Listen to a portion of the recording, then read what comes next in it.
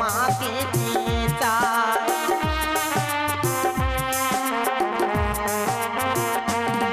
ও প্রাণের প্রিয় আমি তোমাকে নিয়ে চাই।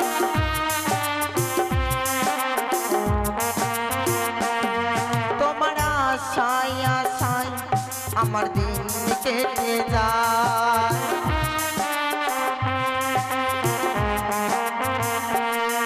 আরে কবে তুমি আসবে বলো আমার বাড়িতে, পালকি করে লইয়া যাবে তোমার বাড়িতে।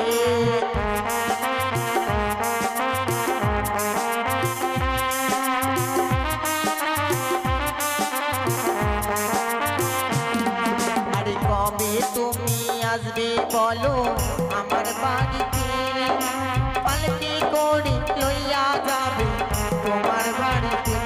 ও কবে হবে তোমার আমার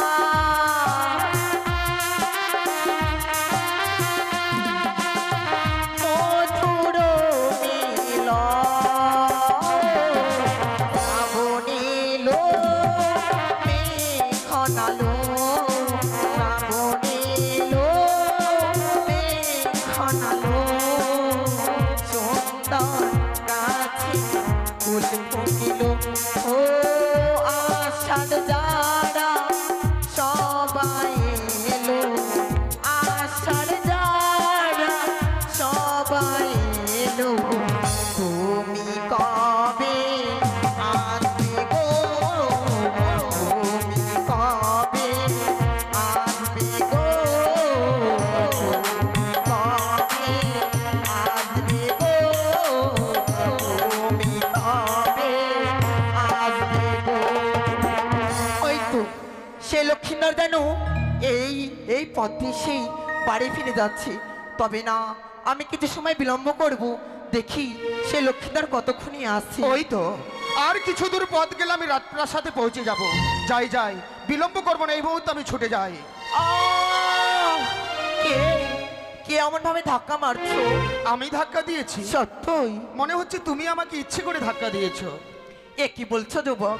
তুমি আমায় ধাক্কা মেরে আবার বলছো নাকি আমি তোমায় ধাক্কা মেরেছি? ঠিক আছে গো, প্রথম আজ যদি কোনো অন্যায় হয়ে থাকে তোমার কাছে, আমাকে ক্ষমা করে দিও, আমাকে যেতে দাও। ও মা, বলছিলাম যুবক তোমার কাছে কিছু শুনতে পারি? এমন কি শুনবে বলো? বলছিলাম তুমি কোথায় গিয়েছিলে গো? আমি গিয়েছিলাম স্কুলে। তোমার নামখানি? আমার নাম শ্রীমান দুর্লভ লক্ষিন্দর। তাহলে নিশ্চয়ই তোমাদের বাড়ি সেই চম্পলা নগরী। হ্যাঁ, তোমার পিতা অধিপতি চন্দ্রধর। সত্যই বলেছো তুমি, তিনি হচ্ছেন আমার পিতা। ওই তো সে চন্দ্রধরের কনিষ্ঠ পুত্র শ্রীমান দুর্লভ লক্ষিন্দর। যুবক তোমাকে আরেকটি কথা বলবো। বলো। বলছিলাম তুমি বিবাহ করেছো? বিয়ে? হ্যাঁ। হ্যাঁ, হ্যাঁ। আচ্ছা বলো তো, বিয়ে কি কোনো গাছের ফল, বিয়ে কি কোনো নদীর জল, বিয়ে কি কোনো খেলনার পুতুল তাকে নিয়ে খেলাধুলো করা যায়? এ কি বলছো যুবক? তুমি এত বড় যুবক হয়ে গেছো, এখনো জানো না? জানো গো জানো, ছোট থেকে আমি মাতা পিতা আমাকে কোলে পিঠে করে মানুষ করেছে।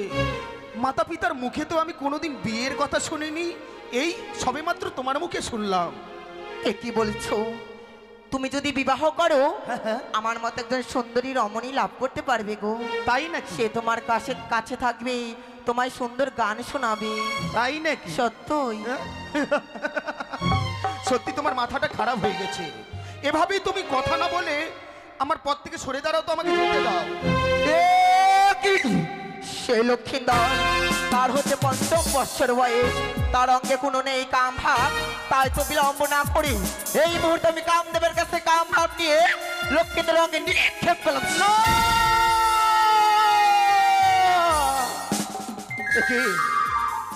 একে আমি ভুল করছি। প্রথম আজ একটি সুন্দরী মেয়ে এসে আমার সঙ্গে কতগুলো কথা বলল, মেয়েটির সঙ্গে কথা না বলে আমি ফিরে যাচ্ছি। না না না না, মেয়েটির সঙ্গে যে আমাকে কথা বলতে হবে, সে মেয়েটির মুখখানা যেন আমার দুই চোখে ভেসে উঠছে। যাই, কিন্তু কি করে কথা বলি? না না না, যে করে হোক কথা বলতেই হবে। এই যে শোনো, এই যে শুনছো, যা এতক্ষণ ধরে সে কথা বলেছে আমি বলিনি, তাই আমার উপরে বড্ড অভিমান করেছে। কিন্তু তার অভিমান যে আমাকে ভাঙাতেই হবে। এই যে শোনো না, তোমাকে বলছি। কি হয়েছে যুবক? আহা, কি সুন্দর যেন তোমার দুটি চোখ, কি সুন্দর যেন তোমার মুখখানা। আজকের দিনে মনে হচ্ছে তোমাকে দেখে তোমার মধ্যে আমি হারিয়ে গিয়েছি গো। তাই একটি কথা বলবো। বলো। ও গো তোমারি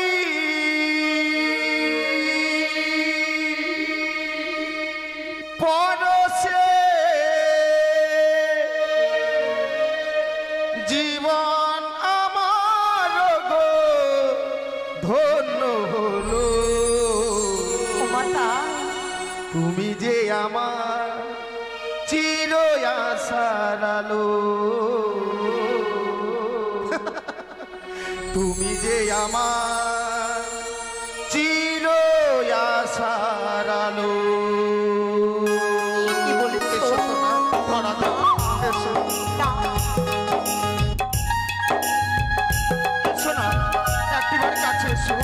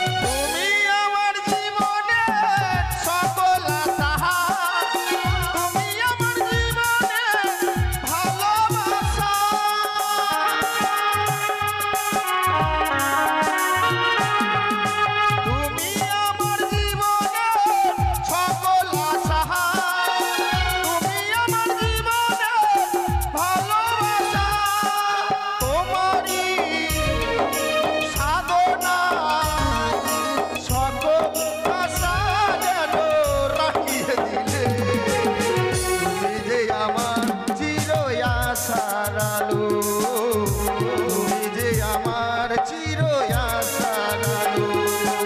তোমারই পরশে জীবন আমার গো ধন্য হলো, তুমি যে আমার চির আশার আলো, তুমি যে আমার চির আশার আলো। লা লা লা লা লা লা লা লা লা লা। সোনা এ কি? যেও না শোনা, যেও না। অমন করে প্রথম আজ এসে আমাকে পাগল করে দিয়ে তুমি এমনি ভাবে দূরে কেন চলে যাচ্ছ? একটিবার এসো সোনা, আমি যে তোমাকে ছাড়া প্রাণে বাঁচতে পারবো না। একটিবার ধরা দাও, এসো। এ কি বলছো যুবক? তুমি আমাকে কাছে পেতে চাও? শুধুমাত্র সারাটি জীবনের জন্য তোমাকে কাছে পেতে চাই। ও মা, তবে সত্যই যদি তুমি আমাকে কাছে পেতে চাও তবে তবে তোমাকে কিছু কর্ম করতে হবে যুবক। এমন কি কর্ম করতে গেলে আমি তোমাকে কাছে পাবো? তাই তো তুমি আমার সম্মুখে বিলম্ব না করে এই মুহূর্তে ছুটে যাবে তোমাদের যে রহে আছে গোস্বা মন্দির। গোস্বা মন্দির? সেই গোস্বা মন্দির তুমি প্রবেশ করবে। তারপরে যেই আসবে তার সঙ্গে তুমি 3 সত্য অঙ্গীকার করি শুধুমাত্র আমার কথা বলবে যুবক, নিশ্চয় তুমি আমাকে তোমার বক্ষ মাঝে পাবে। তবে যদি তাই হয়, আমি তোমাকে কাছে পেতে যা কর্ম করতে হবে আমি তাই করব। তাই তো এই মুহূর্তে বিলম্ব না করে তোমারই কথা মতো রয়েছে আমাদের সেই গোস্বা মন্দির, সেই গোস্বা মন্দিরে আমি এই মুহূর্তে প্রবেশ করলাম।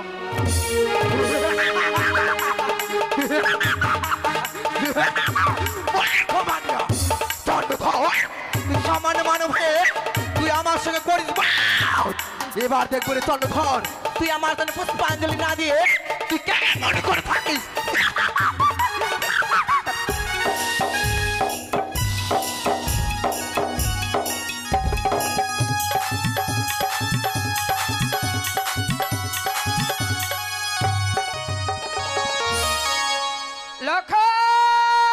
কিন্তু কই লখাইটা আমার এখনো ফিরে এলো না। ওরে হতভাগ্য সন্তান আমার, তুই তো জানিস বাবা, তোকে না দেখলে আমি এক মুহূর্ত স্থির হয়ে থাকতে পারি না।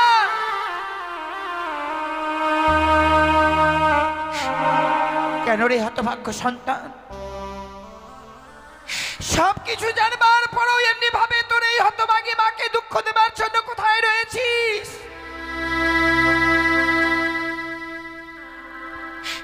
আয়না রে সন্তান আমার, আয় একটিবার তোর এই হতভাগী মাকে মা মা বলে ডেকে সান্ত্বনা দে।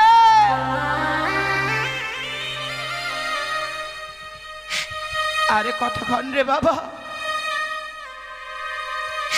আরে কতক্ষণ এমনি ভাবে সে মাটি বড় দুঃখ নিয়ে তোর জন্য আমি বর্তমানে চেয়ে থাকবো? আয়না রে লখাই, একটিবার তুই আমাকে মা মা বলে ডেকে সান্ত্বনা দে।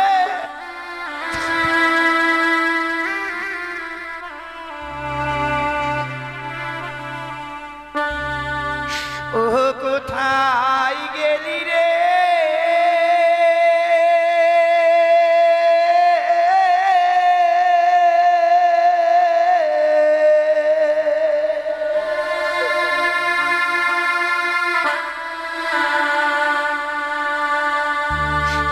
ওরে বাপ লখা,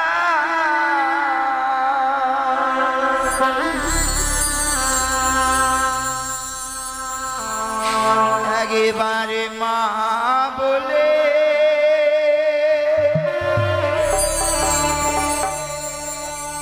ভুলে আয় রে।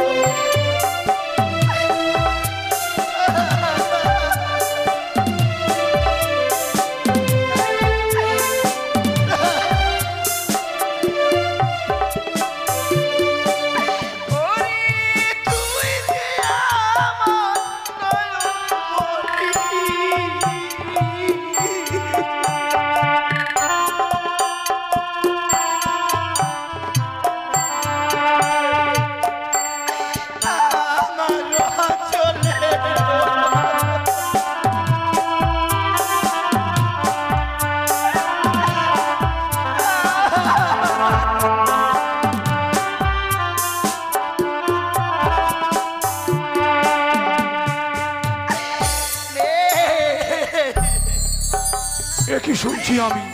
এই আমার প্রাণদিক লখাই আর রে। বৌরানীর কান্নার কণ্ঠস্বর ভেসে আসছে কেন? তাই বিলম্ব না করে একটি বার গিয়ে দেখি বৌমা কাঁদছে কেন? লখাই রে। কি হয়েছে? এই সুখের দিনে বৌমা কাঁদছে কেন? বৌমা, বলি ও বৌমা, এ কি বৌমা? কাকা বাবু, আজকে তোমার ওই দুই নয়ন ভরে ভারী জড়ছো কেন বৌমা? কি হয়েছে তোমার? তুমি কাঁদছো কেন বলো বৌমা? ওগো কাকা বাবু, আমার বুকের মানিককে মনে হয় আমি হারিয়ে দিলাম গো। বুকের মানিক? বুকের মানিক তুমি লক্ষিন্দরের কথা বলছো? না বৌমা না, সে যে গ্রাম্য পাঠশালায় গিয়েছে। অবসর হয়ে গেল কাকা বাবু, কিন্তু লখাই আমার এখনো ফিরে এলো না কেন? এ কি বৌমা, সন্ধ্যা ঘনিয়ে আসলো, লখাই আমাদের এখনো বাড়ি ফিরে আসেনি। গো কাকা বাবু না। বৌমা কেঁদো না, বৌমা কেঁদো না। আমার মন বলছে লখাই হয়তো তার কোনো বন্ধুর সঙ্গে খেলাধুলায় মেতে গিয়ে নিশ্চয়ই কোনো জায়গায় গিয়ে খেলাধুলো করছে। না গো কাকা বাবু না,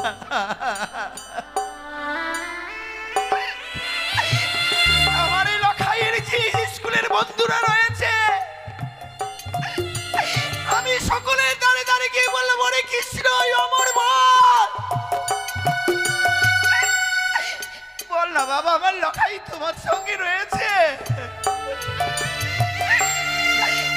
কিন্তু ওরা আমাকে সবাই বললো গো রানীমা, আমাদের স্কুল ছুটি হবার পর আপনার সন্তান আমাদের কাছে আর নেই।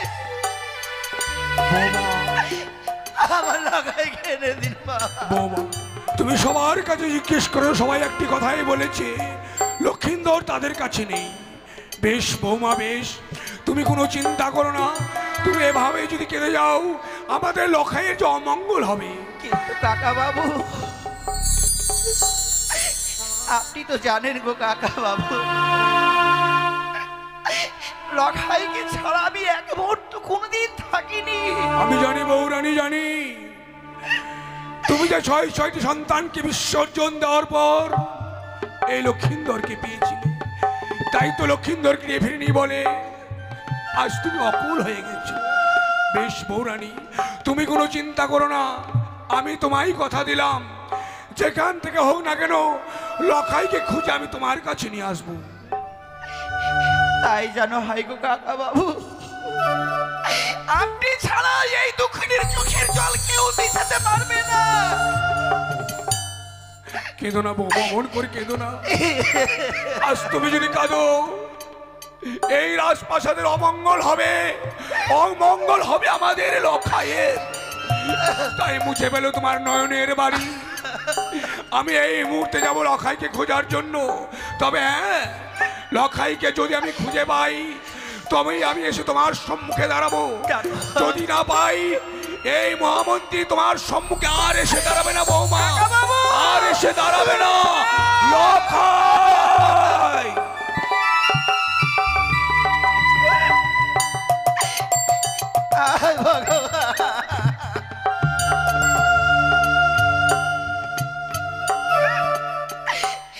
ওগো শিব শম্ভু,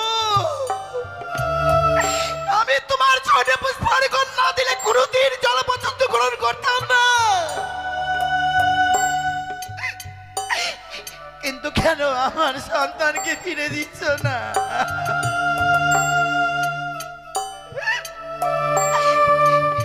একটিবার ফিরিয়ে দাও।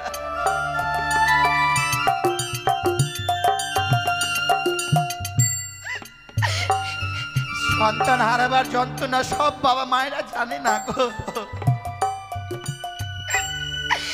যে বাবা মা সন্তান হারিয়েছে সেই বাবা মায়েরাই জানে সন্তান হারাবার যে কি যন্ত্রণা। আমি যে সন্তান হারাম মা,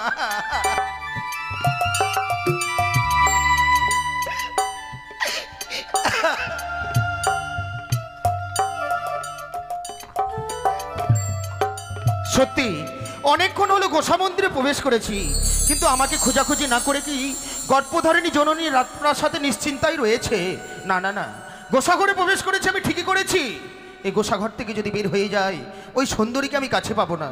কিছুক্ষণ অপেক্ষা করি, আমাকে নিয়ে যাওয়ার জন্য এই গোসা মন্দিরে কেউ আসে কিনা। একই গ্রামে সবার কাছে গেলাম, সবাই একই কথা বলল, লক্ষিন্দরকে আমরা দেখতে পাইনি। তাই বিলম্ব না করে তার মামাদের বাড়ি দিকে যাই। কোথায় মোহন? ওরে রঘুনাথ, তোরা কি দেখেছিস একটিবার আমাদের লক্ষিন্দরকে? সবাই একই কথা বললো না আমরা তাকে দেখিনি। তাই বিলম্ব না করে বৌমাকে আমি কথা দিয়েছিলাম, বৌমা লক্ষিন্দরকে যদি খুঁজে না পাই আমি এই জীবনকে বিসর্জন দিয়ে দেব। তাই বিলম্ব না করে এই মুহূর্তে রাজপ্রাসাদ দিকে ছুটে যায়। একই দেখছি আমাদের গোসা মন্দিরের দরজা বন্ধ কেন? এই গোসা মন্দিরের দরজা কোনোদিনের জন্য বন্ধ থাকে না, কিন্তু আজকে বন্ধ কেন? একই গোসা মন্দির থেকে শুনতে পাচ্ছি কার যেন কণ্ঠস্বর, কিন্তু কে প্রবেশ করেছে এই গোসা মন্দিরে? বিলম্ব না করে একটিবার জিজ্ঞেস করে দেখি গোসা মন্দিরে কে রয়েছে। বলি গোসা মন্দিরে কে? এই তো মনে হচ্ছে মন্ত্রী দাদুর কণ্ঠস্বর। এই মুহূর্তে আমি সাড়া দেব। কে? দাদু নাকি? লখাই, ওরে লখাই, এই গোসা মন্দিরে কেন দাদু ভাই? আমার মনের কথা বলতে পারি, এই গোসাঘর থেকে আমি বের হতে পারি, তার আগে তোমাকে যে আমার সঙ্গে 3 সত্য অঙ্গীকার করতে হবে। এ কি বলছিস লখাই? আমি না তোর দাদু, তুই না আমার নাতি, কোলে পিঠে করে তোকে আমি বড় করেছি। আজ তুই আমায় বলছিস যে তোর মনের কথা শুনতে হলে আমাকে তোর সঙ্গে 300 অঙ্গীকার করতে হবে? হ্যাঁ দাদু, নইলে যে আমি বের হব না। একই লক্ষিন্দরের সন্ধান পাওয়ার পরও তার সঙ্গে 300 অঙ্গীকারে আবদ্ধ না হলে সে গোসা মন্দির থেকে বের হবে না। আর বৌমাকে আমি কথা দিয়েছি লক্ষিন্দরকে আমি ফিরে নিয়ে আসবই। তাই আর বিলম্ব না করি এই মুহূর্তে লক্ষিন্দরের সঙ্গে আমি 3 সত্য আবদ্ধ হব। বলো 1 সত্য, 2 সত্য, সত্য 3 বার। যা বলিবে দাদু ভাই, আমি পালিব বারবার। দাঁড়াও দাদু, এই মুহূর্তে আমি দরজাখানা খুলে দিচ্ছি, কেমন? এত সুন্দর শরীরখানা এই গোসা মন্দির থেকে ভাই সুখে কাট করেছিস। বল ভাই বল বল, কেন এই গোসা মন্দিরে কেন ছিলিস? ওই না শোনো শোনো ও গো দাদু, ও গো দাদু, হ্যাঁ, আমি বলি যে তোমারে ওই আমি স্কুলেতে আর যাব না গো। কেন রে? ও গো দাদু, তুমি জানাবে পিতারে স্কুলে আর তুই যাবি না? আমি স্কুলেতে আর যাব না গো দাদু, জানাবে পিতারে।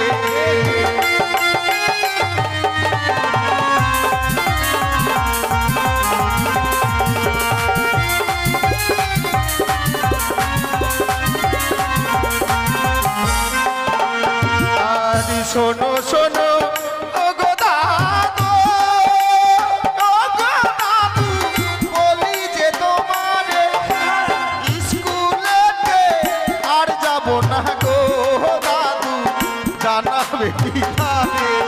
আমি স্কুলেতে আর যাব না গো দাদু, জানাবে পিতারে।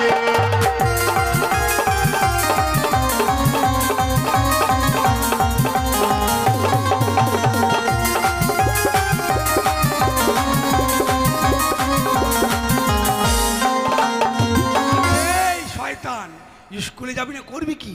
জানো দাদু স্কুলে আমি কেন যাব না?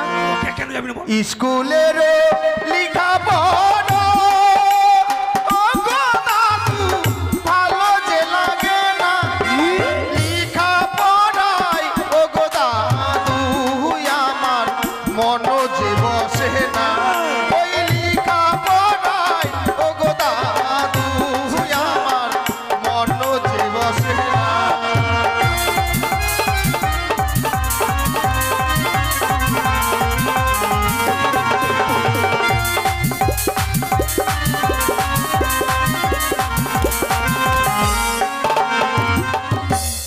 লেখাপড়া করতে একদম মোটেই আমাকে ভালো লাগে না। ভালো লাগছে না?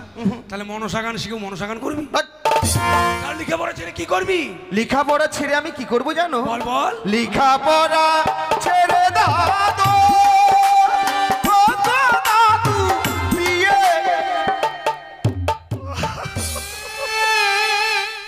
বিয়ে কি? বিয়ে করব। হারাম জাতা, এই বয়সে বিয়ে করবি? আমি বিয়ে করব। আর যদি বিয়ে না দাও আমি কি করব জানো? দাঁড়া দাঁড়া, বিয়ে যে করেছে অকালে সে মরেছে। তাই না? আমাকে দেখ, আমাকে দেখছিস? হ্যাঁ। এখন আমি বিয়ে করিনি। কোনো বিয়ে করনি? না, কোনো বিয়ে করনি? না করিনি বিয়ে আমি। দেখছিস চুল দাড়ি সব দেখে গেল, বিয়ে করিনি। তুই যে বিয়ে করিস কিনা মরবি, তোকে বিয়ে দেবো কখন জানিস? আচ্ছা কখন? একবারে টমেটোর মতো তোকে পাকাবো, পাকার পরে তোকে বিয়ে দেবো। তাই নাকি? তুমি বিয়ে করনি বলে আমিও করব না? যদি বিয়ে না দাও আমি কি করব জানো? করবি রে? ওই না বিয়ে যদি না দাও দাদু গো, আমি প্রাণে মারা যাব। বিয়ে যদি না দাও দাদু গো, আমি প্রাণে মারা যাব।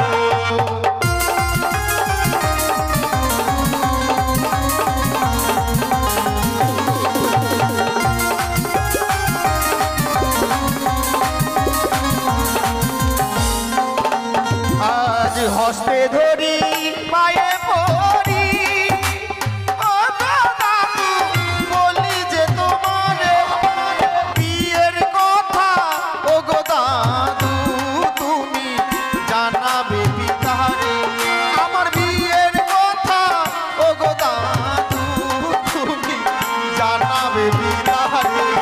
ও দাদু আমি বিয়ে করবো, বিয়ে করবো।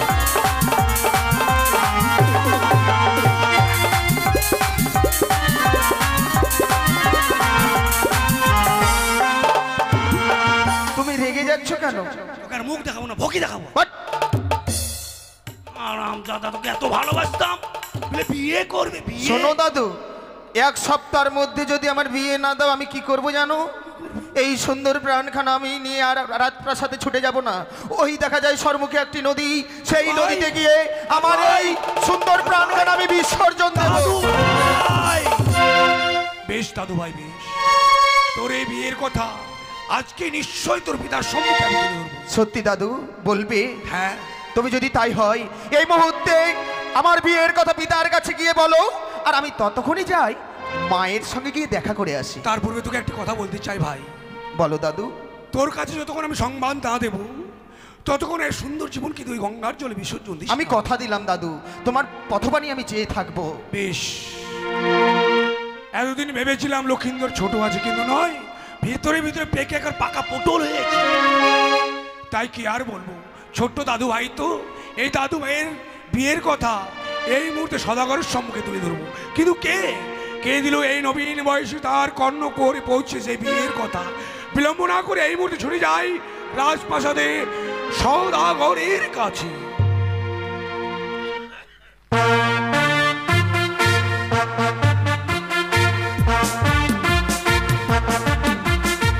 আজ আমার কি আনন্দ!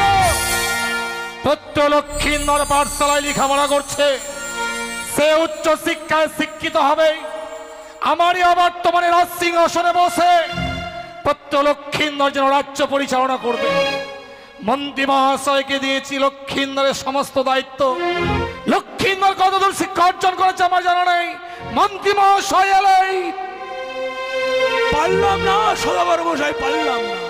একই মন্ত্রী কাকা, যে দায়িত্ব আমার হস্তে তুলে দিয়েছিলেন, লক্ষিন্দরকে গ্রাম পাঠশালায় ভর্তি করে তার শিক্ষা অর্জন করার জন্য দায়িত্ব আমায় দিয়েছিলেন, আমি যে পারলাম না। চা কি হয়েছে মন্ত্রী কাকা? এ আমি কি দেখছি? সত্যই আপনার মলিন বদন, নয়নে নির্বারিশন হচ্ছে। কেন মন্ত্রী কাকা, কেন পারলেন না লক্ষ্মীন্দরকে মানুষের মতো মানুষ করতে? বেশ, তবে আমি বলছি শুনুন। বলুন মন্ত্রী কাকা। আজকে গ্রাম্য পাঠশালায় লক্ষিন্দর গিয়েছিল, পূর্বের বেলা পশ্চিমা অস্ত গিয়েছে বলে রানীমাকে দেব ব্যাকুল হয়ে গিয়েছিল। আমি গেলাম লক্ষিন্দরকে খোঁজার জন্য, গিয়ে দেখছি লক্ষিন্দর কোথায় ছিল জানেন সদাগর মশাই? লক্ষিন্দর কোথায় ছিল মন্ত্রী কাকা? লক্ষিন্দর ছিল আমাদের সেই নোংরা ঘোষা মন্ত্রী কাকা, লক্ষ্মী লক্ষ্মীন্দরে গোসা ঘরে প্রবেশ করেছে। আজ এ কথা আমি জেনেছি, যদি চম্পকীনগরের প্রজারা জানে, সবাই আঙুল দেখিয়ে তিরস্কার করে বলবে ওই চলে যাচ্ছে চাঁদ। সত্য লক্ষ্মীন্দরের অভাব মিটাতে পারেনি বলেই লক্ষ্মীন্দর আজ ওই গোসা ঘরে প্রবেশ করেছে। কিন্তু সদাগর মশাই, আমি যে বলতে পারছি না চাঁদ, তোমাকে সে তোমার পুত্র লক্ষিন্দর কেন গোসা মন্দিরে ছিল। কিন্তু আপনি না বললে তো আমি বুঝতে পারবো না মন্ত্রী কাকা। এও সত্য, যদি আমি না বলি লক্ষিন্দর যে তার প্রাণকে গঙ্গার জলে বিসর্জন দেবে। চাঁদ, লক্ষিন্দর, আমাদের যে ছোট্ট লক্ষিন্দর বিয়ে বলে উন্মাদ হয়েছে। মন্ত্রী কাকা, আপনিও আমার সঙ্গে রহস্য করছেন মন্ত্রী কাকা। কেন? এ রহস্য ছাড়া কি হতে পারে? যে পুত্র লক্ষ্মীন্দর এখন নাবালক সন্তান, যার মুখ থেকে এখনো দুধের গন্ধ যায়নি, সে বিয়ের জন্য বিচলিত, যার জন্য গোসা ঘরে প্রবেশ করেছে। সত্যই আমি বিশ্বাস করি না মন্ত্রী কাকা। বিশ্বাস করো চাঁদ, একটিবার বিশ্বাস করো। লক্ষিন্দরকে বারবার করে বুঝিয়ে বলেছিলাম। লক্ষিন্দর আমায় কি বলেছে? এমন কি বলেছে? 7 দিনের জন্য তার বিয়ে, 7 দিনের মধ্যে তার বিয়ে না যদি আয়োজন করা হয়, সে গঙ্গার জলে তার প্রাণকে বিসর্জন করো। লক্ষিন্দর বিয়ের জন্য বিচলিত হয়নি, লক্ষিন্দরের বিয়ে দেওয়ার জন্য আপনি বিচলিত হয়েছে। আপনি একজন ঠক, একজন প্রতারক, একজন মিথ্যেবাদী। ঠক, প্রতারক, মিথ্যেবাদীর স্থান পবিত্র রাজপ্রাসাদে হতে পারে না। এই মুহূর্তেই রাজপ্রাসাদ থেকে বেরিয়ে যাও। হায়রে নিষ্ঠুর নিয়তি, এ কথা শুনবার পরে তুমি আমার মৃত্যু দিলে না কেন ঠাকুর? তুমি আমার মৃত্যু দিলে না কেন? চাঁদ, আজকে কথা তুমি আমায় বলতে পারলে? চাঁদ, আমি ঠক, আমি প্রতারক, আমি মিথ্যেবাদী। সত্যই তো, আজকে ঠক, প্রতারক, মিথ্যেবাদী যদি না হতাম, কেন এবার থাকতাম এই রাজপ্রাসাদে? চলে যেতে পারিনি কেন আমি? তুমি জানিস চাঁদ, যেদিন তুই খুব ছোট্ট ছিলিস, সেদিন তোর পিতা আমার হস্তে তোকে তুলে দিয়ে বলেছিল, মন্ত্রী মশাই, চাঁদকে আমি আপনার হস্তে তুলে দিলাম, এই চাঁদকে দেখবেন। চাঁদ যেন কোনদিন বুঝতে না পারে তার পিতার অভাব কি। তাই তো তোকে পুত্রের মতো ভালোবেসে তোর এই রাজপ্রাসাদে থেকে আমি আমার জীবনটাকে শেষ করে দিয়েছি। আজ তুই বলছিস আমি ঠক, আমি প্রতারক, আমি মিথ্যাবাদী। বেশ চাঁদ, বেশ, এই ঠক প্রতারকের স্থান তো এই পবিত্র রাজপ্রাসাদে নয়। তাই এই রাজপ্রাসাদ পরিত্যাগ করে আমি এই মুহূর্তে চলে যাব যেদিকে আমার দুনয়ন যাবে, সেই দিকে। দাঁড়ান, দাঁড়ান মন্ত্রী কাকা, কটু ভাষা প্রয়োগ করেছি বলে আপনি রাজপ্রাসাদ থেকে চলে যাচ্ছেন। অবুঝ সন্তান তো মা বাবার বুকে লাথিও মারে, তাই বলে কি সন্তানকে ছুঁড়ে ফেলানো যায়? আপনি আমার পিতৃ সম, আমার পিতার বর্তমানে আপনাকে আমি আমার পিতৃ আসনে বসিয়েছি। অবুঝ সন্তান করিয়াছি ভুল, আপনি পিতৃজ্ঞানে আমায় ক্ষমা করুন। আমি যে সত্যই তোর পিতারে, কি করে তোর কথায় আমি রাগ করে থাকতে পারি? তবে এ কথা যে সত্য চাঁদ, আজকে লক্ষিন্দরকে তুই না বিয়ে দিস, লক্ষিন্দর তার প্রাণকে বিসর্জন দিয়ে দেবে। কিন্তু মন্ত্রী কাকা, লক্ষিন্দরের বিয়ে দেব না, লক্ষিন্দরের বিয়ের কথা বিস্তারণ করাবো, এমন যুক্তি আপনার কাছে নেই মন্ত্রী কাকা? যুক্তি? যুক্তি? ঠিক বলেছিস চাঁদ, ঠিক বলেছিস। যুক্তি আমার মনে পড়েছে। লক্ষিন্দর সবে আমাদের ৫ম বৎসর বয়স, সে বয়সে নবীন। তার হস্তে কোনো খেলনা তুলে দিলে সে নিশ্চয় হয়তো সেই খেলনা পেলে বিয়ের কথা বিস্মরণ। কিন্তু মন্ত্রী কাকা, এমন কি খেলনা পেলেই লক্ষিন্দর বিয়ের কথা বিস্মরণ হবে? আচ্ছা চাঁদ, পায়রা।